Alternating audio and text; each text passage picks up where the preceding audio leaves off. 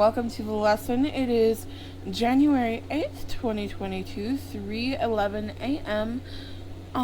It is a Saturday, and this is before we do the lesson. I hope you guys are all having a new year, and remember to watch this video all the way through for a little excerpt on what is happening. I am really excited for this new year, and I really hope you guys enjoy the new classes. Alright, now please remember, if you did not attend the lesson, make sure to watch this video all the way through for a special thing at the end, and also do not forget to take notes. Also, try to catch up, ask for other people, talk within the coven. I love you guys. Now let's do this. Alright, so today we are learning about Sun Magick. This is the second lesson in the Element or Celestial Magic series that I will be teaching. And we will be delving into the basics on Sun Magick today. So basically, Aric, what is Sun Magick? Well, basically, if you think of it like the cycles of the moon as an anchoring symbol in spell work, it's so ingrained into our thinking that almost everyone tends to forget that the sun energy can be used in a very extremely similar way. So take advantage of the sun's powerful summer energy and try one of these ideas for working with the solar cycles. Now keep in mind, the sun's magic and the moon's magic are two very vastly different things, where you can use moon magic to be more influential on your future, and we'll go more into moon magic later. You can use sun magic to be more positive, self-help, do a bunch of stuff related to health. Sun magic is different than moon magic, but both can be very powerful in your practice. Okay, so maybe you don't understand what I was saying. So let me help you. You might think of this pattern in the same way you think of waxing, full, and waning moon cycles. So basically, instead of waxing, you're going to have sunrise, which is an excellent time to address matters like new beginnings. Instead of full, you're going to have afternoons, which work well with charging and power raising. And instead of waning, you're going to have sunset, which is ideal for things like elimination, binding, hexes, anything like that. Basically, the sun is a really helpful, powerful tool, and instead of going hours and hours, days, basically, for the moon cycle to change from waning to waxing to full, you have mere hours from sunrise to sunset to afternoon. You will be completely fine.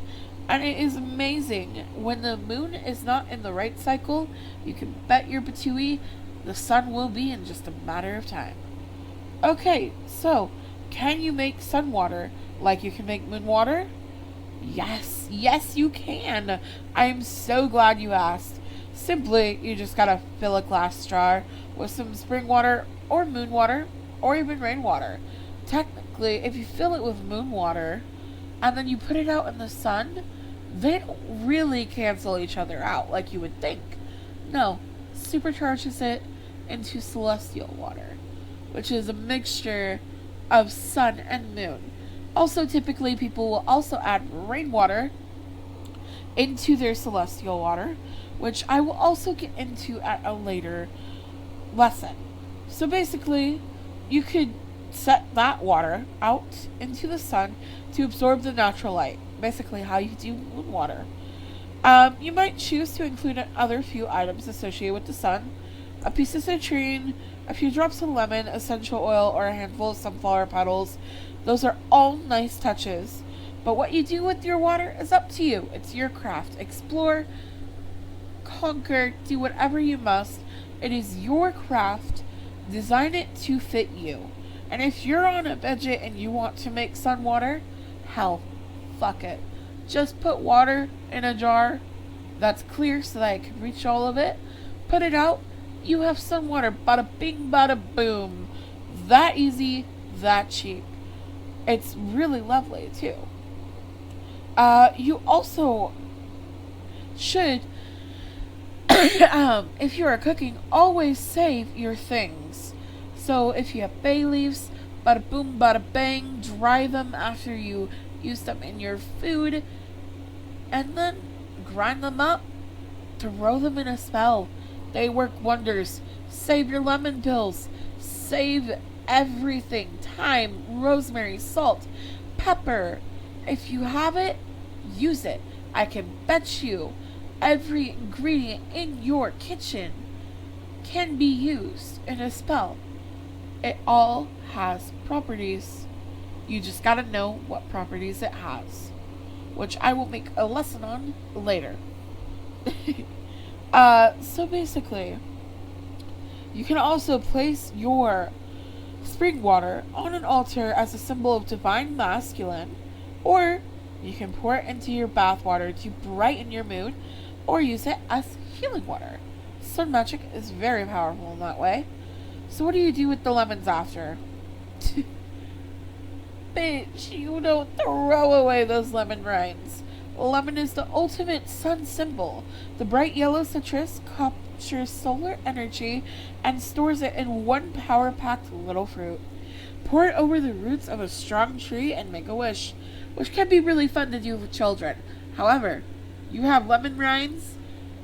I am telling you, try it out. Maybe in the sun like they do raisins. Dry it out in the sun. Dry it out in a baking sheet. Grind it up real good. Throw it into a spell. Bam, you have protection. Bam, you have healing. Bam, you have so many good positive things just from saving your lemon rinds. Aren't you glad you met me and took this lesson? Anyway, can Sun Magick and Sun Water do anything special? Yes. The answer is yes. Yes, it can.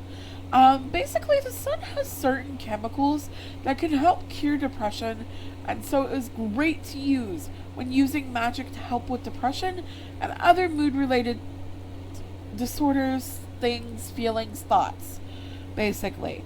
Sun Magick is a perfect mode for addressing the spiritual side of sadness, anxiety, and nightmares as well. If you're in between moon cycles, definitely use the sun's energy to charge and cleanse your tools if you have a need.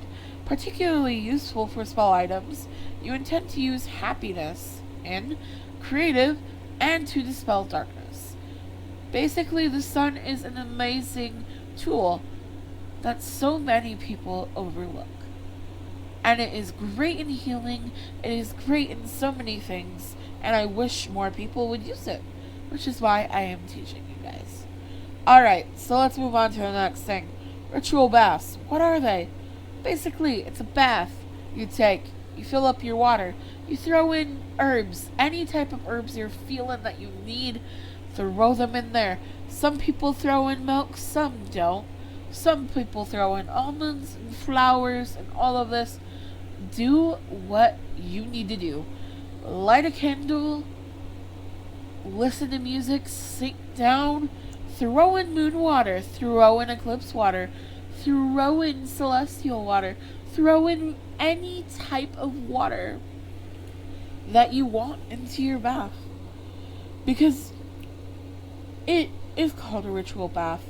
Basically, draw yourself a cool water bath, or a warm one, depending on who you are, after an afternoon in the sun to soothe irritated skin.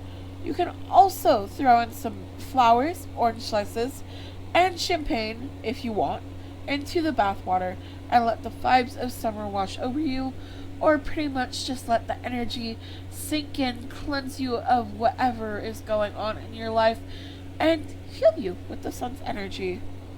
So basically, ritual baths are amazing. I highly recommend. It's actually one of the spiritual hygiene things that I think I have a lesson on. So, keep that in mind, because ritual baths are amazing. Okay? So basically, can you create a sun altar? Yeah. Yeah, you can. Basically, to draw the energy of the sun into your life, Try setting up a sun altar. Choose a spot with plenty of natural light and include lots of solar symbolism. Gold glitter is an especially striking symbol. And also consider a yellow altar cloth, a bowl of oranges, or a vase of sunflowers. All work perfectly fine. And if you don't have any of that, heck, we all know at the dollar store you can even get a bunch of glitter. Throw in gold, throw in orange, throw in red. You don't want that glitter? Okay. You don't need it. Go scavenging, go walk down your neighborhood. Grab any yellow, orange, yellow. I said yellow already, we ignore that. Any bright colored flower that you see and take it. You can also put your sun water. You can home make things for your altar onto your cloth. Do anything that you feel comfortable with doing.